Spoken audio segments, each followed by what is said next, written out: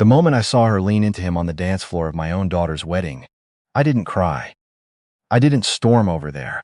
I just reached into my jacket pocket, felt the cold weight of her ring, and walked it over to my sister-in-law's table. Set it down next to her champagne glass. She looked up at me and I said, "Hold on to that for her." Then I walked out into the parking lot, got in my truck, and drove home alone. That was 14 months ago, and I still haven't figured out how to explain it to people who ask why I left my own daughter's wedding before the cake was cut. I guess I have to start at the beginning. My name doesn't matter much to this story. What matters is that I'm 51 years old. I run a small engine repair shop in Kellers Crossing, Virginia. Population, maybe 4,000 if you count the folks out on Route 9. And I spent the better part of my adult life building something I was proud of. The shop started in my father's garage when I was 23. By the time I turned 40, I had 6 employees, a decent reputation 3 counties over, and a house I owned outright. Not rich, not even close, but solid. The kind of solid that takes 20 years of early mornings and skipped vacations to build. My first wife, my daughter's mother, passed from cancer when my daughter was 11. That was a long time ago now. Long enough that I'd made my peace with it, mostly. My daughter, I'll call her my daughter throughout this. She grew up tough and sweet at the same time, the way kids do when they lose a parent young. She put herself through nursing school, met a good man, and called me every Sunday without fail. That was my life. The shop, Sunday calls, the occasional fishing trip with my buddy from church. I wasn't looking for anyone when I met my wife. She came in to have a riding lawnmower serviced. Her name was Sylvia. No, wait. I need a different name because I've used that one before in a different context. Her name was Renata. No. Let me just say, I'll call her my wife, because that's what she was. She walked in carrying a Tupperware of brownies she said were for whoever's having a long day, which turned out to be everyone in the shop. She was 50, recently divorced, had 2 grown sons who lived out of state. She was funny, sharp, the kind of woman who remembered your name the second time she met you and used it like she meant it. We dated for 2 years. I introduced her to my daughter. My daughter was cautious, protective, I think, not unfair, but she warmed up eventually. Said she seemed genuine. Said she made me laugh more than I had in years, which was true. We got married on a Saturday in October. Small ceremony, backyard of a friend's property out near the river. 40 people. My daughter stood up for me. It felt right. The first year was good. The second year was when things started to feel like sand shifting under my feet, though I couldn't have told you exactly where the problem was. She started talking about finances differently. Not alarming. Not at first, just differently. She'd say things like, "Have you thought about consolidating your accounts?" Or my friend says most small business owners are leaving money on the table by not restructuring. I'd nod and half listen because I'd been running my business profitably for 25 years and didn't think I needed restructuring advice. Then she mentioned a man. I'll call him the consultant. She said he was a financial advisor, a friend of a friend, that he'd helped some people she knew turn their retirement savings into something real. She said he wanted to meet for coffee sometime, just to talk, no obligation. I said sure, fine. Set it up. We met once. He was maybe 40, wore a sport coat on a Tuesday. Had the particular kind of handshake where he cupped my hand with both of his. Talked for 2 hours about diversification and leverage and interest vehicles I'd never heard of. I came away feeling vaguely talked at. Told my wife it wasn't for me. She let it go, or seemed to. 3 months later, she mentioned him again. Said he'd helped her old college friend triple an investment in 18 months. I said that sounded like something I'd read about before people lost everything. She laughed and dropped it. But she didn't drop it.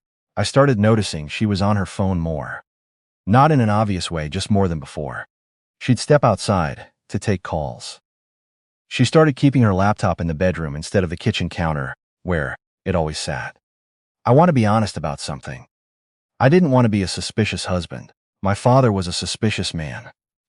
Went through my mother's purse, questioned where she'd been, accused her of things she never did.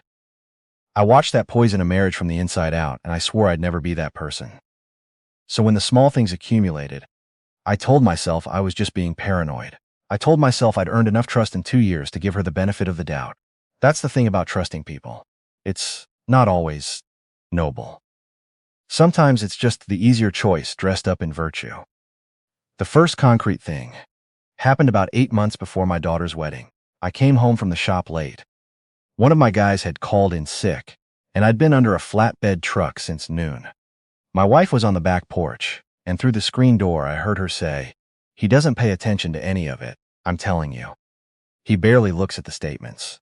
Then she laughed, a soft, private kind of laugh I hadn't heard her use with me in months. I stood in the kitchen for about 30 seconds. Then I walked out the front door and sat on the porch steps for a while before going back inside. I didn't say anything that night. I know how that sounds. But I needed to think. The next week I pulled our joint bank statements. We had a household account she had access to. I'd set that up early on to make things easier, cover shared expenses, that sort of thing. What I saw didn't jump out at first.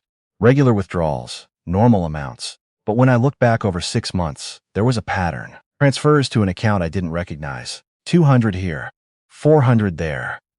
Nothing dramatic. Nothing that screamed. Just a quiet, steady bleed. I wrote down the account number and did nothing with it for 2 days. Then I called my accountant, a woman I've trusted for 12 years. I told her what I'd found and asked her to help me understand what I was looking at. She was quiet for a moment. Then she said, "Do you want me to pull everything?" I said yes. What she found over the next 2 weeks took the floor out from under me. The transfers totaled just over $19,000 over 14 months. They were going to an LLC I'd never heard of. The registered agent for that LLC was the consultant. I sat in my accountant's office on a Wednesday afternoon while she walked me through it on her laptop, and I remember thinking very clearly, I am 50 years old, and I have been robbed by someone I ate breakfast with this morning. But that wasn't even the worst part. The worst part was the document. 6 months earlier, I had no memory of this, none. I had apparently signed a limited power of attorney, authorizing my wife to act on my behalf in certain financial matters. My accountant pulled it up. It was notarized. It had my signature. I stared at it for a long time. "I don't remember signing this," I said. She just looked at me carefully. "There was a stack of papers," I said, mostly to myself, "for the refinance. I signed everything at once." She nodded slowly. "That's usually how it works." I want to say something clearly here, because I've turned this over in my mind more times than I can count. I'm not a careless man. I built a business. I read contracts. But the refinance had been straightforward. The title company was one I'd used before, and my wife had handled scheduling the appointment.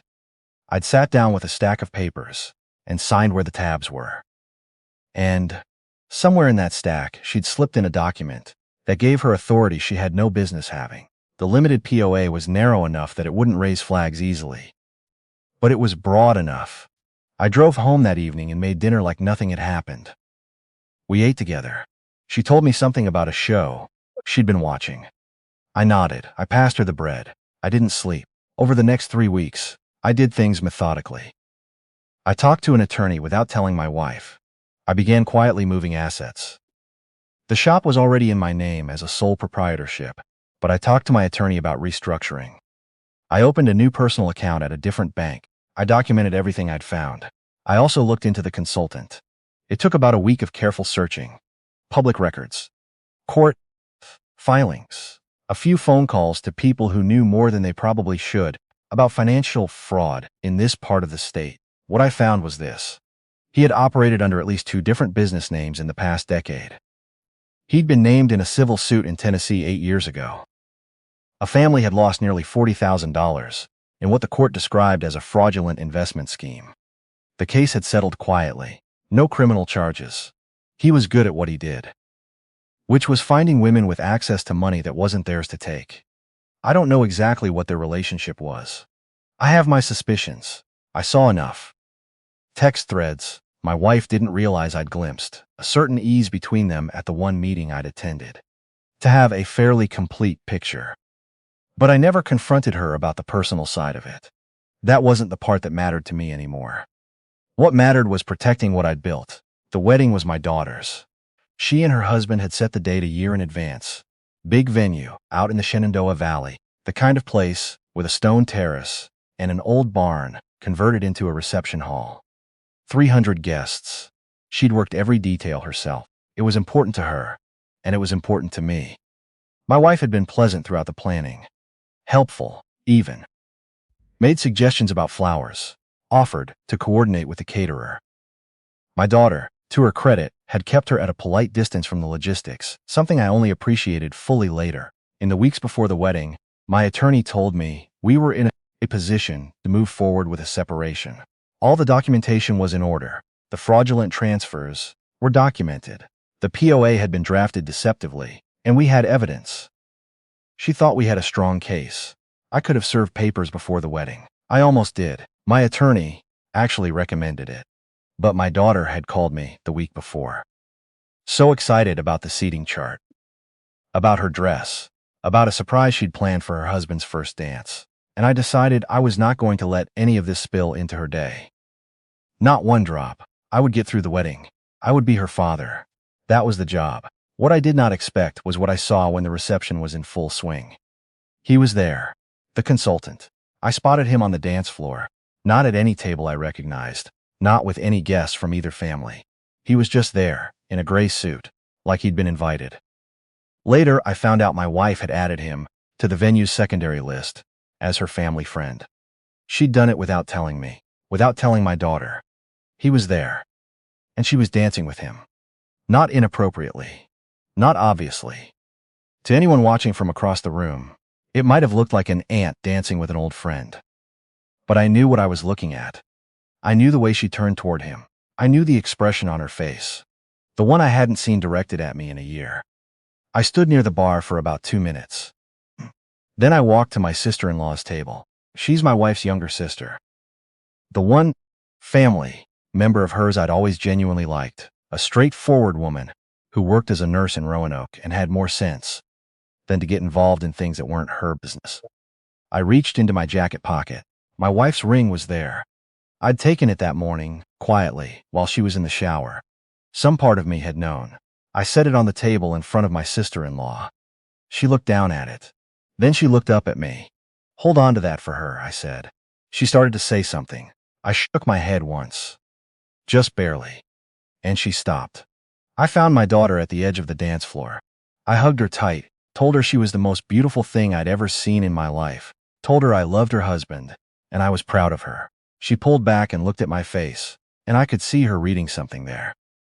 "Dad, everything's okay," I said. "I just need to step out for some air. Don't you look away from your husband tonight. This is your night." She held my face in her hands for a moment. She'd done that since she was little, and then she nodded. I walked out through the main doors, down the stone steps, across the gravel parking lot, to my truck.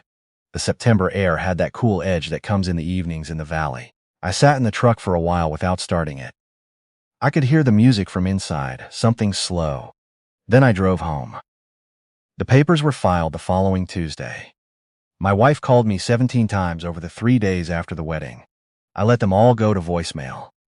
On the 4th day, she showed up at the shop. One of my employees came back to tell me she was out front. I told him I'd be a few minutes. Then I called my attorney. Then I walked out. She looked shaken, thinner, somehow, though it had only been 4 days. She started to say she could explain that things weren't what I thought, that she'd been trying to protect me from bad investments, that the consultant had convinced her she was helping me. I let her talk. When she stopped, I said, "My attorney will be in touch with yours. I'd appreciate it if you came by for your things on a Thursday when I'm not here. I'll have someone present." She started crying, told me she was sorry, that she'd made a terrible mistake, that she loved me. I believe the last part, maybe. People can love you and still take from you. People can love you and still choose someone else. I've lived long enough to know that love isn't the same thing as loyalty, and I'd spent a long time confusing the two. "I hope things work out for you," I said, and I meant it. I went back inside. The legal process took 8 months. She contested some of the asset claims. Initially, her attorney pushed back on the POA argument. But the documentation my accountant and attorney had assembled was thorough, and the Tennessee civil case on the consultant didn't help her position. In the end, she returned $11,000 of the 19, and the settlement closed without a trial. The consultant was a more complicated story. My attorney referred the case materials to the state attorney general's office. I don't know exactly what happened after that. Those things moved slowly and quietly. But I was contacted by an investigator about 4 months after my divorce finalized, asking questions about dates and amounts. I answered everything I could. My sister-in-law called me once during all of this. She said she'd always had a bad feeling but hadn't trusted herself enough to say anything. Said she was sorry she hadn't. I told her she had nothing to apologize for. We still exchanged Christmas cards. My daughter called me the morning after the wedding, before I'd said a word to her. Told me she'd seen. Said she'd spotted the ring on her aunt's table and understood immediately. She didn't ask me to explain. She just said, "Whatever you need, Dad. Whatever you need." That's when I cried. First time in all of it. Standing in my kitchen at 6:30 in the morning, with my coffee going cold on the counter, she flew out 2 months later with her husband and stayed for a long weekend. We fixed a fence on the south side of the property, the three of us. Spent an evening on the porch, talking about nothing. Her husband is good with his hands. I didn't know that before. I liked finding it out. The shop is doing fine. I hired a new guy last spring, young kid out of the VOTEC program over in Woodstock. He's got good instincts. Reminds me a little of myself at 23, which is either a good sign or a warning. I haven't decided. I'm not dating. I'm not particularly interested in dating. Maybe that'll change. Probably not anytime soon. What I think about sometimes, in the quiet of the shop, when everyone's gone home and I'm locking up, what I think about is that moment in the parking lot after the wedding. The September air. The sound of music from inside the barn. The way I sat there in my truck without starting the engine. I think I was waiting to feel something other than what I felt. Waiting for the grief to hit, or the rage, or the humiliation. But mostly what I felt was just very, very tired. And underneath the tired, something quieter. Not peace, exactly. More like the feeling after you've been holding your breath for a long time, and finally, you let it go.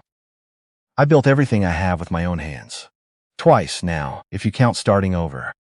The first time, I didn't know what I was doing. The second time I do.